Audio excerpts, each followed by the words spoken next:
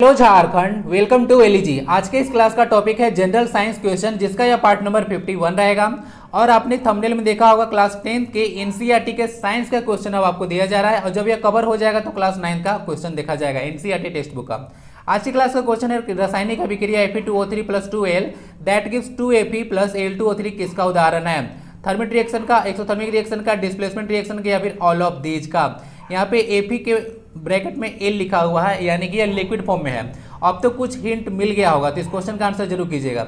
इस लेक्चर का पीडीएफ आपको टेलीग्राम पे मिलता है, तो लिंक डिस्क्रिप्शन बॉक्स में अवेलेबल है, डाउनलोड कर लीजिएगा। बाकी वीडियो को लाइक करके शेयर जरूर कर दें। क्लास स्टार्ट करते हैं, लेट्स गियर अप। और आज के क्लास में जो चैप्टर 1 है और चैप्टर 2 है, उसके क्वेश्चन इंक्लूड किया गया क्लास 10 के एनसीईआरटी टेक्स्ट बुक का।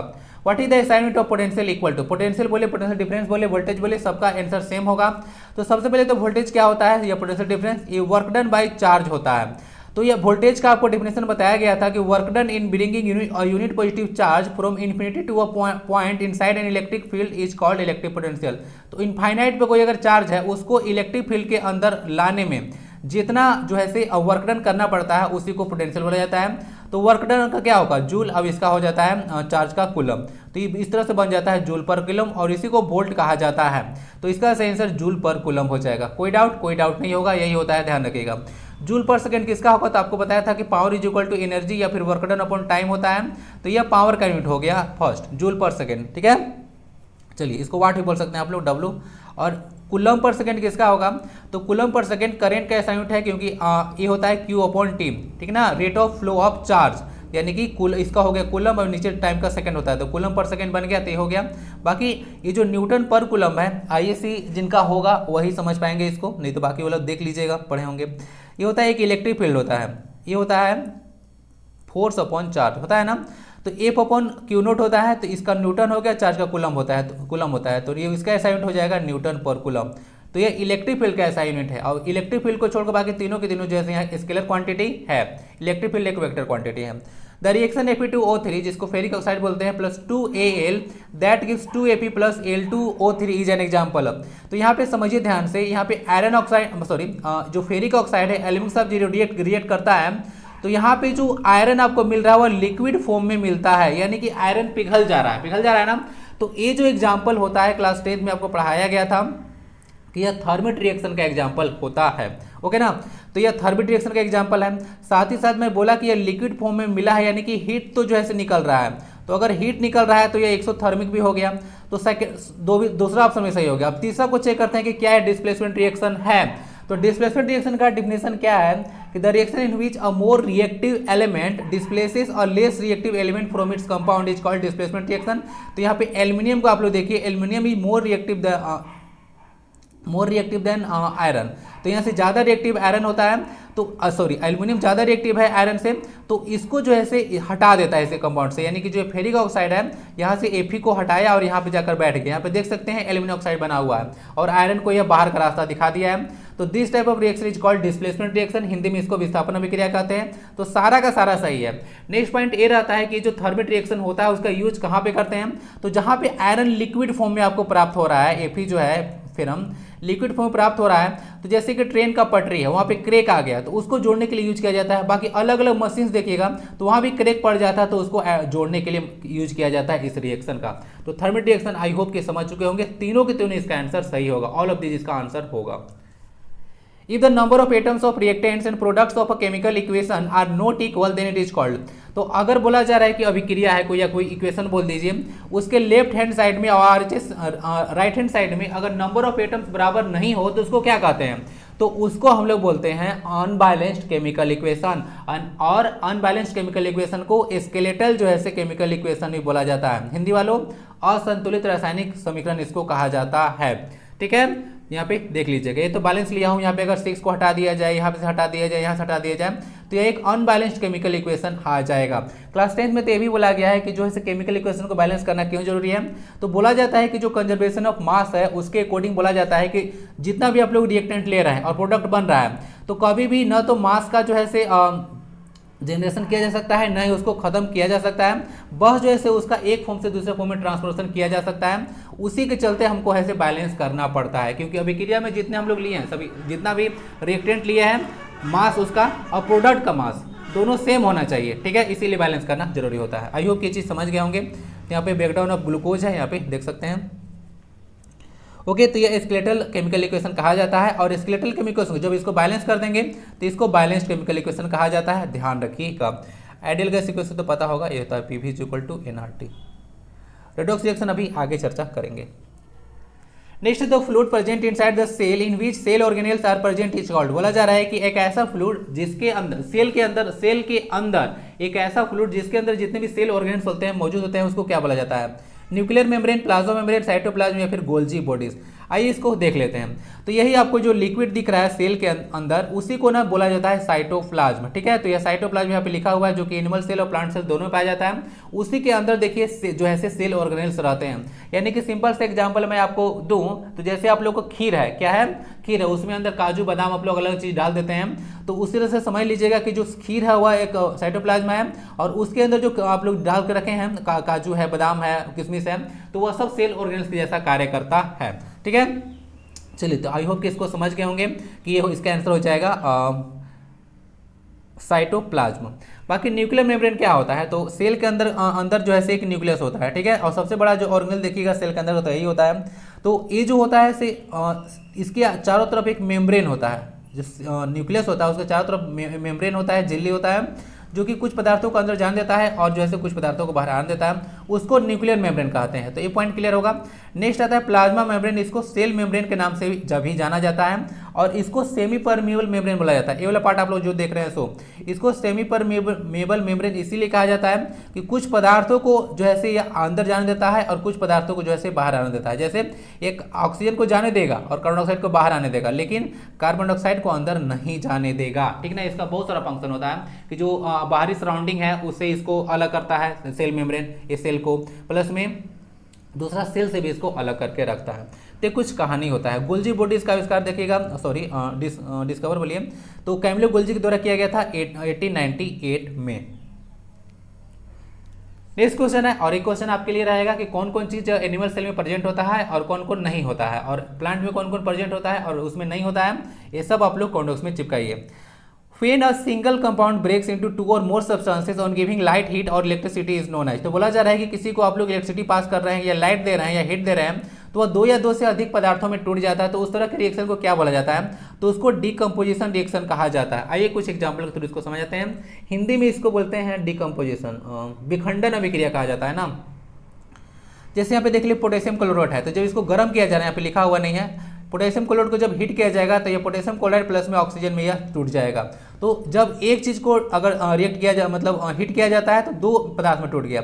यहाँ पे देखिए, यहाँ पे फेरस सल्फेट है, तो Fe2O3 plus SO2 plus SO3 में यह विभक्त हो गया, तो तीन पदार्थ बढ़ गया हीट देने पर। हीट दिया जा रहा है सबको। यहाँ पे कैल्शियम कार्बोनेट है, पता नहीं कैसे लिखे हैं, इमेज उठाया हूँ ना कहीं से। तो कैल्शियम कार्बोनेट को जब हीट किया गया तो कैल्शियम ऑक्साइड प्लस CO2 में टूट गया। तो इस तरह से आप लोग देख सकते हैं, लेड नाइट्रेट है, इसको PbO plus NO2 plus O2 में टूट गया। तो इस तरह से रिएक्शन आप लोग देख सकते हैं कि हीट देने पर जो है एक पदार्थ दो या दो से अधिक पदार्थों में टूट जा रहा है, तो वह जो है डिकम्पोजिशन रिएक्शन हो जाता है। यहाँ पे कुछ देख सकते हैं, ये इलेक्ट्रिसिटी पास करने पर यह कहानी हो रहा है ना, ये सब जो है इलेक्ट्रिसिटी पास होने पर हो रहा है, ये वाला रिएक्शन इलेक्ट्रिसिटी पास होने पर हो रहा है।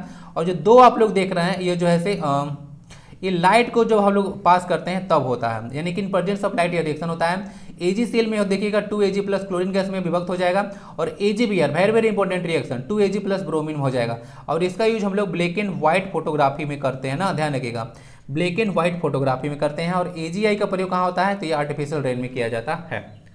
आई होप की चीज समझ गए होंगे। डिकम्पोजिशन रिएक्शन होता है, और डिकम्पोजिशन रिएक्शन का जस्ट उल्टा जो होता है कॉम्बिनेशन रिएक्शन होता है। आप लोग समझिए इसको, सेम कार्बोनेट या कॉम्बिनेशन रिएक्शन देख लीजिए। जैसे कि कैल्शियम ऑक्साइड है, उसके साथ अगर CO2 रिएक्ट करेगा तो क्या बनेगा? CaCO3 कैल्शियम कार्बोनेट बनेगा ना।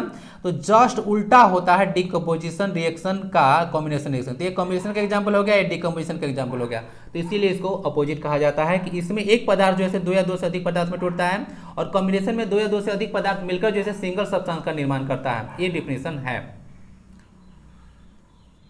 Respiration, burning of natural gas और कोल, यानी कि नेचुरल गैस का या फिर कोल का burning, decomposition of vegetable waste into compost, all are the examples of. तो क्लास 10th में इसको डायरेक्ट लिखा गया कि जो रेस्पिरेशन है, श्वसन है, जो नेचुरल गैस का बर्निंग है, नेचुरल गैस का मेन कंपोनेंट बताया था कि CH4 होता है, या फिर कोल का बर्निंग है, या फिर बोलिए decomposition of vegetable waste into compost, जो साग सब्जी का बोलिए कि जो कचरा होता है उसका जो है डिकम्पोज होकर कंपोस्ट बनना, सारा का सारा जो है एक्सोथर्मिक रिएक्शन का एग्जाम्पल है। ध्यान रखिएगा, एक्सोथर्मिक रिएक्शन का एग्जाम्पल है the reaction in which heat release होता है या फिर एनर्जी बोलिए रिलीज होता है, तो उसको एक्सोथर्मिक रिएक्शन कहा जाता है। जैसे मैं कुछ में एग्जांपल बताऊं तो रेस्पिरेशन में होता क्या है, तो वही होता है जो ग्लूकोज है उसका ब्रेकडाउन होता है, तो ग्लूकोज का जब ब्रेकडाउन होगा तो ऑक्सीजन के प्रेजेंस में होता है, तो ये आपको CO2 + H2O होता है। बैलेंस कर लीजिएगा, 6 लगता है यहाँ पे।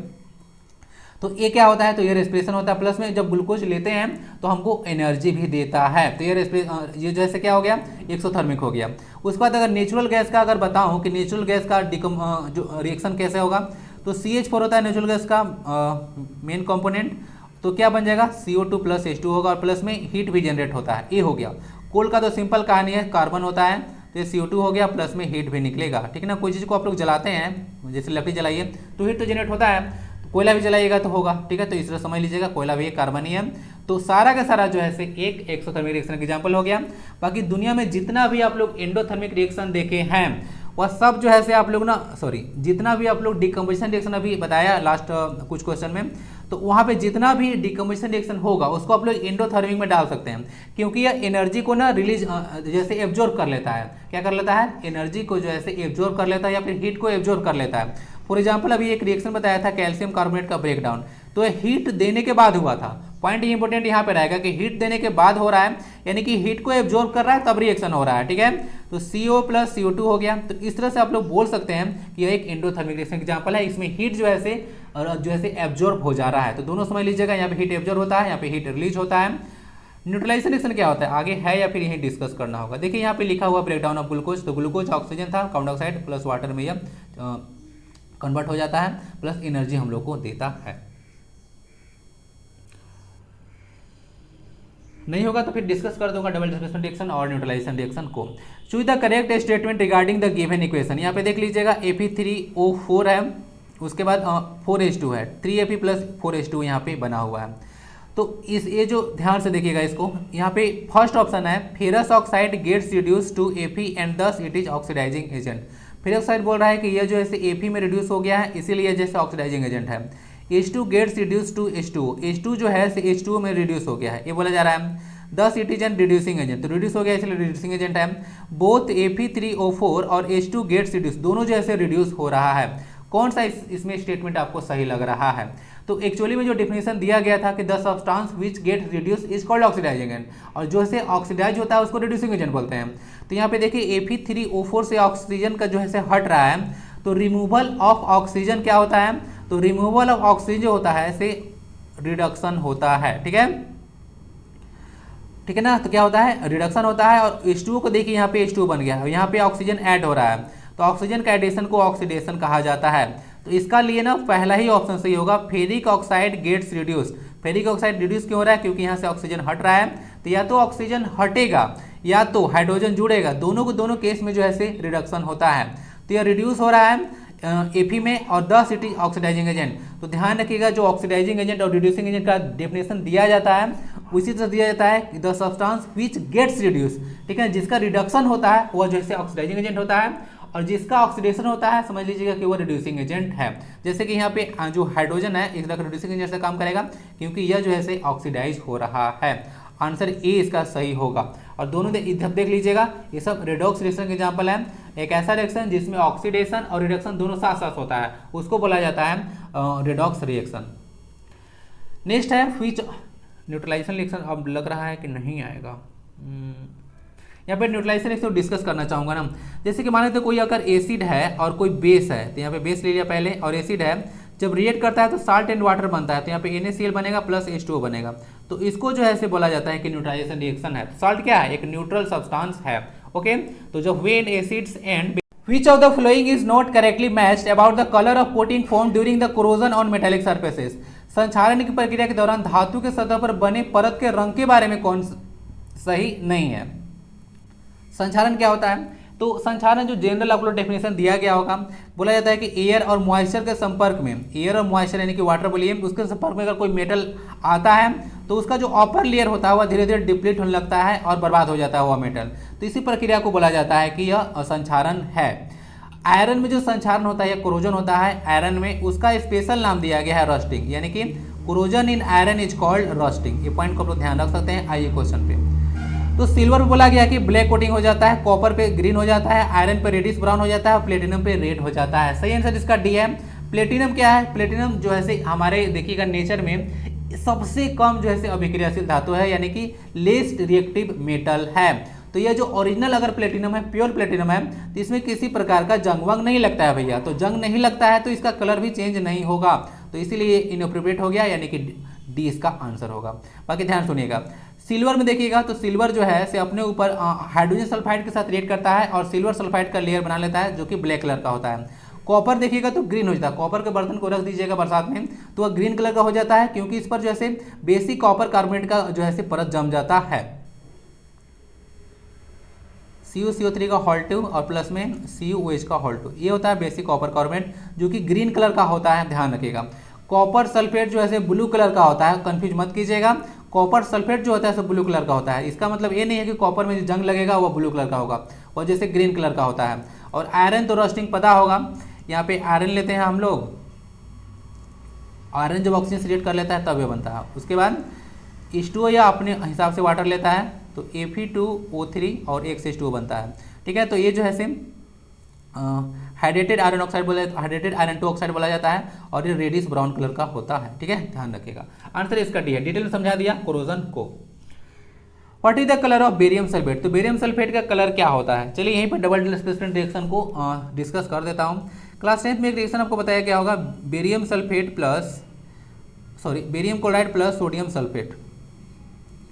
जब रिएक्शन होता है तो बनता है बेरियम सल्फेट प्लस 2NaCl, ये सब आयन है, Ba प्लस, यहाँ पे देख लीजिएगा माइनस है, प्लस है, माइनस है, यहाँ पे plus minus plus plus minus, ठीक है। तो अगर एक ऐसा रिएक्शन जिसमें आयन का एक्सचेंज होता है, यानी इसका वाला आयन इसके पास चला जा रहा है, इसका वाला इसके पास जा रहा है, तो यहाँ पे दो बार जैसे डिस्प्लेसमेंट रिएक्शन हो जाता है, तो इस तरह के रिएक्शन को हम लोग डबल डिस्प्लेसमेंट रिएक्शन बोलते हैं। यानी कि एक ऐसा रिएक्शन जिसमें एक्सचेंज ऑफ आयन होता है डबल डिस्प्लेसमेंट रिएक्शन कहलाता है। फिर से मिट गया, तो बेरियम क्लोराइड था, सोडियम सल्फेट था, यहाँ पे बना था बेरियम सल्फेट और प्लस में 2NaCl। तो बेरियम सल्फेट का जो कलर होता है वो व्हाइट होता है, ऐसा तो आपको डायरेक्ट याद करना पड़ेगा, ये सब का ट्रिक नहीं है कि हाँ ऐसे बन जाएगा, सब बना कर देखिएगा तभी पता चलेगा कलर, नहीं तो आपको याद करना पड़ेगा। तो बेरियम सल्फेट जो होता है एक व्हाइट पीपीटी होता है और प्रिसिपिटेट बनता है, ठीक है, प्रिसिपिटेट और 6 बन जाता है कोई ऑप्शन? ऑप्शन ही नहीं है, इसको सही कर दूंगा किसी ऑप्शन को। व्हाइट होता है कलर एक्चुअली में बेरियम सल्फेट का, डबल डिस्प्लेसमेंट रिएक्शन का एग्जांपल है और यही प्रेसिपिटेशन रिएक्शन का भी एग्जांपल होता है। यहाँ पे डाला हुआ है, देख सकते हैं बेरियम सल्फेट इस तरह का पाउडर होता है। After white washing the wall look shiny after some time, white. यहाँ पे बोला गया है कि जब आप लोग दीवार पर पोचारा करते हैं, पोचारा करना समझते हैं ना, देहात वाले तो समझ रहे होंगे पोचारा करना क्या होता है, शहर वालों को सफेदी करना बोलते हैं। व्हाइट वॉशिंग मतलब जैसे वॉल पुट्टी वगैरह आप लोग करवाते हैं, ठीक है, पोचारा वगैरह मतलब उसके ऊपर जो, क्या बताऊँ इसको, व्हाइट वॉशिंग ही कहा जाता है, देहात में लोग इसको पोचारा बोलते हैं। तो समझ लीजिए कि पोचारा जब कराया जाता है, दीवार उस समय ना उतना शाइनी नहीं दिखता है, लेकिन कुछ समय के बाद जो है वॉल जो होता है काफ़ी ज़्यादा शाइनी दिखता है। ऐसा क्यों होता है? तो यहाँ पे देख लीजिएगा, due to the formation of calcium carbonate. तो एक्चुअली में होता क्या है, आइए दिखाते हैं, इस तरह का देखिएगा। तो जो आप लोग चूना का यूज करके व्हाइट वॉशिंग कर रहे हैं, पोचारा कर रहे हैं, एक्चुअली में वह कैल्शियम हाइड्रोक्साइड है, यानी कि स्लेक्ट लाइम है। तो वह क्या होता है, जब इसको आप लोग दीवार पर जो है पेंट कर देते हैं, इसको चढ़ा देते हैं, तो ये इन्वायरमेंट में प्रेजेंट कार्बन डाइऑक्साइड के साथ रिएक्ट करता है और कैल्शियम कार्बोनेट नाम का जो है परत बनाता है अपने ऊपर। और कैल्शियम कार्बोनेट जो परत बनता है तो वह चमकीला दिखने लगता है। संगमरमर का जो फार्मूला होता है कैल्शियम कार्बोनेट होता है, और देखिए कि संगमरमर कितना ज़्यादा चमकता है, इसीलिए जैसे वॉल चमकने लगता है, यानी कि कैल्शियम कार्बोनेट का लेयर जो है बन जाता है, ध्यान रखिएगा, ठीक है। यह बुझा हुआ चूना है ना, कोई दिक्कत इसमें नहीं होना चाहिए। कैल्शियम कार्बोनेट देख लीजिएगा, यह मार्बल का है, खड़िया का, चौक का, सबका फार्मूला यही है। इसको लाइमस्टोन भी कहा जाता है ना।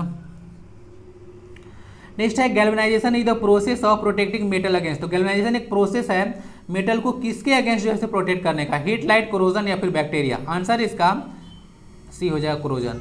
तो गैल्वेनाइजेशन में क्या होता है, तो गैल्वेनाइजेशन एक ऐसा प्रोसेस होता है जिसमें किसी मेटल के ऊपर जिंक का लेयर को चढ़ा दिया जाता है, जिंक का लेयर को चढ़ा दिया जाता है। तो इससे क्या होता है, जिंक जो है थोड़ा सा लेस रिएक्टिव मेटल है। तो अदर मेटल जैसे कि आप लोग एग्जांपल ले लीजिए, आयरन ले लीजिएगा, टीन ले लीजिएगा, तो ये सब ज़्यादा से ज़्यादा रिएक्टिव है, तो ये सब रिएक्ट कर जाता है। लेकिन जो जिंक है वो ज़्यादा जो है रिएक्ट जल्दी रिएक्ट नहीं करता है किसी के साथ। तो जो है जो जिस मेटल पर आप लोग इसको पर चढ़ाइएगा वह प्रोटेक्ट रहेगा। तो गैल्वेनाइजेशन एक ऐसा ही प्रोसेस होता है, कोरोजन से यानी कि संक्षारण से बचाने का एक तरीका है। और गैल्वेनाइजेशन में जिंक का लेयर को चढ़ाया जाता है, हिंदी में इसको यशद लेपन कहा जाता है। देखिए गैल्वेनाइजेशन प्रोसेस में इसी तरह का कुछ होता है, यहाँ पे देख लीजिए, यहाँ पे जिंक का एक मेटल लिया गया है और यहाँ पे एक मेटल लिया गया है और ये वाला जिंक है। तो धीरे धीरे क्या होगा, यहाँ पे एनोड बनाया गया है, इसको कैथोड बनाया गया है। तो धीरे धीरे जिंक जो है ये साल्ट सॉल्यूशन में घुलेगा और इसको ऊपर जो है चढ़ जाएगा, तो इस पर लेयर चढ़ जाता है, ठीक है ना। और इसको इलेक्ट्रोलाइसिस प्रोसेस के थ्रू किया जाता है। नेक्स्ट इसका आंसर इसका सी हो गया। Next, which of the following is not an indicator, इनमें से कौन एक इंडिकेटर नहीं है। Methyl orange, litmus paper, water या फिर टर्मरिक। तो इंडिकेटर क्या होता है, तो इंडिकेटर को आप लोग एसिड बेस इंडिकेटर के नाम से भी जानते हैं, हिंदी वाले इसको सूचक बोलते हैं। तो सूचक एक ऐसा चीज होता है जो कि किसी अगर लिक्विड है तो उसमें उसको पता करना होता है कि वो एसिडिक है या बेसिक है, तो उसको जो है से पता करने के लिए आता है, जो चीज होता है, सब्सटेंस होता है, उसको हम लोग इंडिकेटर कहते हैं। तो मिथाइल ऑरेंज भी यूज होता है, अलग अलग कलर इसका चेंज होता है। लिटमस पेपर पर आप लोग नाम सुने होंगे, ये भी एक इंडिकेटर है। और टर्मरिक भी जो है एक इंडिकेटर है, ये भी जो है कलर चेंज को पता कर देता है कोई सब्सटेंस एसिडिक है कि बेसिक है। लेकिन वाटर जो है ऐसा नहीं है, ये एक इंडिकेटर का एग्जाम्पल नहीं है, ठीक है ना, ध्यान रखिएगा। बाकी लिटमस पेपर से क्वेश्चन आपसे बनता है कि जो लिटमस पेपर बनाया जाता है वह जैसे लाइकेन, LICHEN, लीचेन कोई को बोलते हैं, तो ये लाइकेन के पौधे के रस से निकाला जाता है। बाद में उसको देखिएगा तो पेपर जो है सुखाया जाता है, और जब लिटमस पेपर पर देखिएगा तो जब इसको लिक्विड सॉल्यूशन में डालिएगा तब जो है अपना कलर चेंज दिखाने का, ठीक है। तो अब बात करते हैं लिटमस पेपर पर, तो ये बना था लाइकेन से। लाइकेन में दो जीव इसमें होते हैं जिसको आप लोग पता होगा, सहसंयोजन बोलते हैं। एक होता है फंगस, एक होता है एल्गी, ठीक है। तो फंगस और एल्गी से मिलकर यह लाइकेन बना होता है, उसी से लिटमस पेपर तैयार किया जाता है। आंसर इसका सही है। वाटर जो है एक इंडिकेटर का एग्जाम्पल नहीं है। Which gas is release when acid react with non metal, तो जब नॉन मेटल जो है, कोई नॉन मेटल है, मान लेते हैं कॉपर, वो अगर कोई एसिड के साथ रिएक्ट कर रहा है तो कौन सा गैस जो है यहाँ पे रिलीज होगा, ऐसा तो बनेगा नहीं यार, रिएक्ट ही नहीं करता है। तो अगर मान लेते कोई नॉन मेटल है ना, रिएक्ट मतलब एक साथ रिएक्शन करवाइएगा कोई एसिड के साथ तो रिएक्ट ही नहीं करता है। क्यों नहीं करता समझिएगा। इन लोग जो नॉन मेटल्स होते हैं वह क्या करते हैं, इलेक्ट्रॉन को जो है इन लोग एक्सेप्ट करता है, डोनेट नहीं करता है, ठीक है। इन लोग जैसे इलेक्ट्रॉन को एक्सेप्ट करता है, डोनेट नहीं करता है। तो ये जो है हाइड्रोजन को इलेक्ट्रॉन दे ही नहीं पाता है, तो हाइड्रोजन जो है इलेक्ट्रॉन जब लेगा ही नहीं तो यहाँ से रिलीज हो ही नहीं पाता है। तो इलेक्ट्रॉन जब नहीं ले पाता है तो ये हाइड्रोजन गैस बन ही नहीं पाता है। एक्चुअली सब देखिएगा तो जो मेटल रिएक्ट करता है एसिड के साथ तो हाइड्रोजन गैस रिलीज होता है, तो नॉन मेटल ऐसा काम कर ही नहीं पाता है, हाइड्रोजन को इलेक्ट्रॉन दे ही नहीं पाता है, तो ये हाइड्रोजन गैस के रूप में रिलीज नहीं हो पाता है, यहाँ से नहीं हट पाता है। इलेक्ट्रॉन इसको मिलेगा तब जो है यहाँ से हटेगा, नहीं तो फिर नहीं हटेगा। तो इससे कंपाउंड से यहाँ से डिस्प्लेसमेंट नहीं होता है। तो समझ गए होंगे। तो इसमें जो है नॉन ऑफ दिस इसका आंसर होगा, कोई गैस रिलीज नहीं होगा क्योंकि नॉन मेटल जो है एसिड के साथ रिएक्ट नहीं करता है। कोई दिक्कत नहीं होना चाहिए, क्योंकि जो नॉन मेटल होते हैं वो सब इलेक्ट्रॉन का एक्सेप्टर होते हैं, डोनेट नहीं करते हैं। मेटल जो है इलेक्ट्रॉन को substance which is slippery in touch and taste is bitter, कहने का मतलब है कि एक ऐसा पदार्थ है जिसको छूने पर चिकना लगेगा और उसका स्वाद जो है कड़वा होता है, उसे क्या बोलते हैं, तो उसको बेस कहा जाता है ना, ध्यान रखिएगा। बेस को हिंदी में क्षारक कहते हैं, क्षार नहीं कहते हैं, क्षारक कहते हैं। और ऑल बेसिस, जितना भी बेसिस होते हैं जो कि वाटर में सोल्यूबल होते हैं, कि वाटर में अगर सोल्यूबल हो गया तो उसको जैसे क्षार कहा जाता है, यानी कि अल्कली कहा जाता है, ठीक है। ये बात ध्यान रखिएगा, यानी कि all those bases which are soluble in water are called alkalis, ठीक है। एसिड का स्वाद जो है कितना कैसा होता है, खट्टा होता है, सावर होता है। तो इमली खाइए आप लोग, नींबू खाइए, और भी चीज़ देखिएगा तो सब में एसिड प्रेजेंट होता है, इसके चलते वह खट्टा लगता है। और जितने भी एसिड्स होते हैं वो सबका जो है उसमें H+ आयन मौजूद होता है, बेस में OH- होता है, और साल्ट में देखिएगा तो प्लस माइनस दोनों आयन होता है ना, ये सब आयनिक कंपाउंड्स होते हैं। आंसर इसका हो गया बेसिस, ठीक है, ध्यान रखिएगा। What will the pH of compound found when a strong base react with a weak acid. अब ध्यान सुनिएगा कि थोड़ा सा पॉइंट ध्यान समझिएगा कि यहाँ पे स्ट्रॉन्ग बेस है, क्या है, स्ट्रॉन्ग बेस है और वीक एसिड है। सबसे पहले ना आप लोग इसको समझिए कि अगर कोई स्ट्रॉन्ग मैन है, अगर वीक मैन के साथ अगर लड़ाई कर रहा है तो कौन जीतेगा, कौन जीतेगा, तो स्ट्रॉन्ग वाला जीतेगा ना। तो यहाँ पे ये भी ध्यान रख लीजिएगा कि स्ट्रॉन्ग वाला है जीतेगा, तो स्ट्रॉन्ग वाला जीतेगा। तो जब भी रिएक्शन होगा स्ट्रॉन्ग बेस का वीक एसिड के साथ, तो जो साल्ट बनने वाला है, जब एसिड और बेस आपको बताया था कि कंबाइन करता है तो साल्ट बनता है, तो जो साल्ट बनेगा उसमें देख लीजिएगा कि स्ट्रॉन्ग कौन सा है, बेस। तो ये साल्ट बनेगा वह बेसिक प्रॉपर्टी का होगा, और जब यह बेसिक प्रॉपर्टी का होगा तो उसका पीएच वैल्यू 7 से ज़्यादा होगा। टिक लगाने में से कीजिएगा, ग्रेटर देन 7 ये लिखा हुआ है या लेस देन 7 लिखा हुआ है, ठीक ना, ध्यान रखिएगा।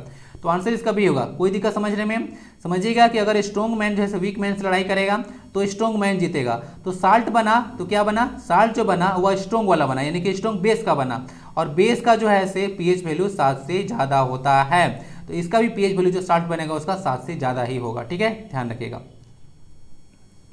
यानी कि जो बनेगा वो बेसिक साल्ट कहा जाता है। कुछ एसिडिक साल्ट बनेगा, कोई न्यूट्रल साल्ट बनेगा। न्यूट्रल साल्ट कब बनेगा, जब स्ट्रॉन्ग एसिड और स्ट्रॉन्ग बेस कंबाइन करेगा। जैसे NaOH का आप लोग जो है से इसी के साथ रिएक्शन करवा दीजिए। देख सकते हैं रिएक्शन यहाँ पे NaOH है,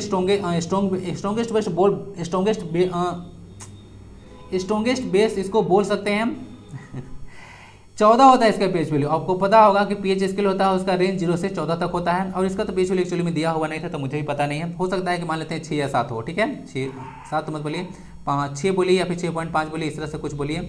मान लेते हैं कि इतना इसका पीएच है।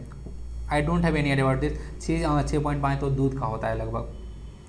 तो समझ लीजिएगा कि ये एसिटिक एसिड है, तो इसका जो जस्ट सपोज किया हुआ है कि इतना पीएच वैल्यू है। अब जब रिएक्ट करेगा तो समझिए कि इतना जो है से स्ट्रॉन्ग जो है से या बेस है, तो इसमें क्या होगा, इसमें जो है से बेसिक कैरेक्टर आएगा कि नहीं आएगा, इसमें बेसिक कैरेक्टर अवश्य आएगा। तो जब बेसिक कैरेक्टर आ जाएगा तो पीएच वैल्यू तो ऑब्वियस है कि 7 से ज़्यादा होगा, ठीक है ना, इसका नाम सोडियम एसिटेट है।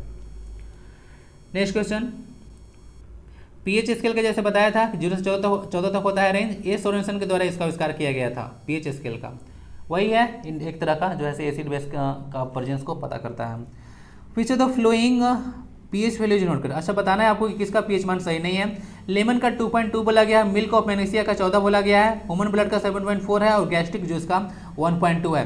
सही आंसर इसका बी है, मिल्क ऑफ मैग्नीशिया, जिसको MgOH का हॉल 2 के नाम से जाना जाता है। इसका पीएच वैल्यू 10 होता है, न कि 14। एनसीईआरटी टेक्स्ट बुक उठाकर देख लीजिए, इसमें जो है से 10 होता है। और आज तो क्वेश्चन बनाने के लिए तो बुक भी नहीं उठाया, डायरेक्ट बना दिया, ठीक है, क्लास 10 तो मुझे आप काफ़ी अच्छे से याद है। तो मिल्क ऑफ मैग्नीशिया का 14 नहीं होता है, 14 जो होता है वह NaOH होता है, ओके। MgOH हॉल 2 का 10 होता है, क्लियर। मिल्क ऑफ मैग्नीशिया बोलते हैं, इसको एंटासिड के जैसा भी यूज कर सकते हैं, यानी कि पेट में जिस समय एसिडिटी होता है उसको यूज किया जा सकता है, इसको यूज किया जा सकता है उस टाइम में। बाकी सबका देख लीजिएगा रेंज। जो ह्यूमन ब्लड है ना, सबसे ज़्यादा बार पूछा गया है पीएच वैल्यू ह्यूमन ब्लड का। कोई भी एग्जाम उठाकर देख लीजिएगा, जनरल साइंस से क्वेश्चन अगर आता है केमिस्ट्री से तो इससे क्वेश्चन आप लोग जरूर मिलेगा। और बाकी जो 7 है प्योर वाटर का, वो भी पूछा गया बहुत बार। What is the pH of mouth at the time of tooth decay, यानी कि जब दंत क्षय होता है तो उस समय माउथ का पीएच मान कितना होता है। तो टूथ डिके के समय जो है माउथ का पीएच मान 5.5 से बोला जाता है कम हो जाता है।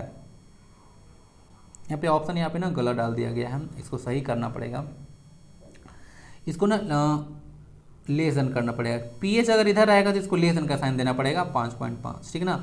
ए वाला ऑप्शन को टिक लगाकर मत आइएगा एग्जाम में, इस तरह कर दे कंफ्यूज करने के लिए देता है कभी कभी। तो पीएच ग्रेटर देन हो जाएगा और पीएच लेस देन होगा। यहाँ पे हो सकता है नहीं बोले, लेकिन यहाँ पे ध्यान दीजिएगा लेस देन वाला ही आपको लगाना है। तो उस समय माउथ का जो पीएच मान होता है वह 5.5 से कम हो जाता है, तब जो है टूथ डिके होने लगता है। जैसे खाना पीना जो हम लोग खाते हैं तो मुंह में स्टिक हो जाता है, और जो मुंह में जो बैक्टीरिया मौजूद होता है उसका जो है से डिकम्पोज करता है उस पदार्थ को जो कि खाना पच चुका है, और जैसे एसिड को प्रोड्यूस करता है, जिसके चलते हमारा दांत जो है खराब होने लगता है, ठीक है। तो आपको सलाह दिया जाता है कि जो है आप लोग दंत मंजन का यूज कीजिए, जो कि बेसिक कैरेक्टर का होता है। तो एसिड के अफेक्ट को यह न्यूट्रलाइज करके जो है माउथ को टूथ डिके को बचा सकता है। तो 5.5 याद देखिएगा। 5.6 जो होता है वह एसिड रेन का होता है ना। जब वर्षा जल का पीएच मान 5.6 से कम हो जाता है तब उसको बोला जाता है कि यह एसिड रेन हो रहा है। इसका यहाँ पे ना साइन चेंज करना होगा, इसको यहाँ पे इस तरह साइन देना होगा, ठीक है। Chloralkali process is the method of preparation of, जो क्लोरअल्कली प्रोसेस होता है वह किसका मेथड है बनाने का। तो क्लोरअल्कली यहाँ पे नहीं है, तो यह कास्टिक क्लोरल ये जो होता है वह कास्टिक सोडा बनाने का प्रोसेस होता है। रिएक्शन तो लिखा ही नहीं, लिख देता हूँ। क्लोरअल्कली प्रोसेस, देखिए जब सोडियम क्लोराइड के जो है से जलीय विलयन में होता है, H2O बोल सकते हैं, इसमें जब जो है से इलेक्ट्रिसिटी पास किया जाता है तो यह जो है से NOH बनता है, प्लस में H2 और Cl2 बनता है इधर ना। तो मेन क्या है, NOH बनता है, नाम ही में है क्लोर अल्कली प्रोसेस, यानी कि एक अल्कली बनता है। तो क्लोर अल्कली प्रोसेस में कास्टिक सोडा बनता है। जो बेसिक एग्जाम्पल है उसका यहाँ एग्जाम्पल लिया गया है, दूसरा भी हो सकता है कि यह बने। मैं जो एग्जाम्पल लिया हूँ वो जो है इसके हिसाब से तैयार किया था। तो कास्टिक सोडा का निर्माण हो सकता है, जो कि एक क्या है, एक बेस है, यानी कि थोड़ा बेस और अल्कली में अंतर क्या है, एक वाटर में सोल्यूबल होता है, एक सोल्यूबल नहीं होता है, तो वही कहानी है। तो कास्टिक सोडा बनेगा, समझ गए, ये रिएक्शन होता है। सोडियम क्लोराइड के जलीय विलयन में जब इलेक्ट्रिसिटी पास किया जाता है तो एक अल्कली बनता है और हाइड्रोजन के साथ साथ एक क्लोरीन गैस रिलीज होता है। तो ये होता है क्लोर अल्कली प्रोसेस, आगे दिखाया जाएगा, टेंशन मत लीजिए। सोडियम ऑक्साइड को ही कास्टिक सोडा बोलते हैं, कॉमन नेम है।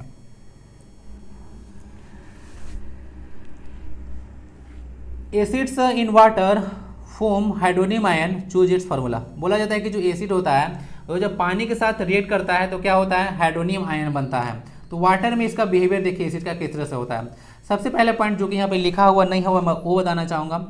सबसे पहले अगर देखिएगा H2 का जो HCl का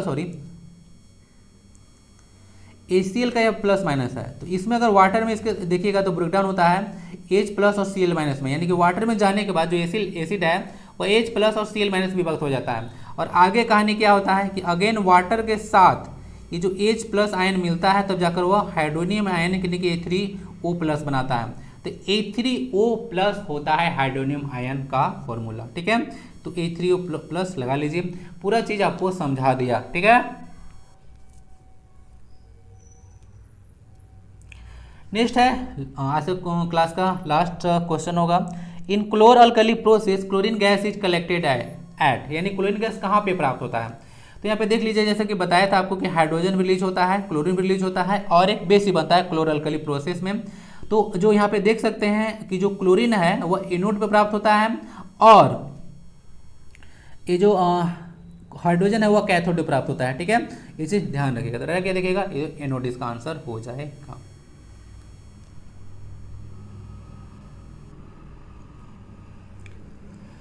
और हाँ, वहाँ पे एक चीज़ बताना भूल गया था, यहाँ पे ब्रीन लिखा हुआ है ना, तो जो सोडियम क्लोराइड का जलीय विलयन है, यानी कि नमक लीजिए उसको पानी में घोल दीजिए, ठीक है, उसी को ब्रीन बोला जाता है। तो आज की क्लास में इतना ही। आई होप कि क्लास फ्रूटफुल रहा होगा। और यहाँ पर आप लोग देख सकते हैं क्लास 10 का चैप्टर 1 का और चैप्टर 2 से क्वेश्चन था, और आगे चैप्टर 2 का पूरा नहीं हुआ है, तो आगे चैप्टर 2 से क्वेश्चन को कंटिन्यू करूँगा। वीडियो को लाइक और शेयर जरूर कर दें, पीडीएफ टेलीग्राम मिलेगा, डाउनलोड कर लें। मिलते हैं अगले क्लास में। वंदे भारत।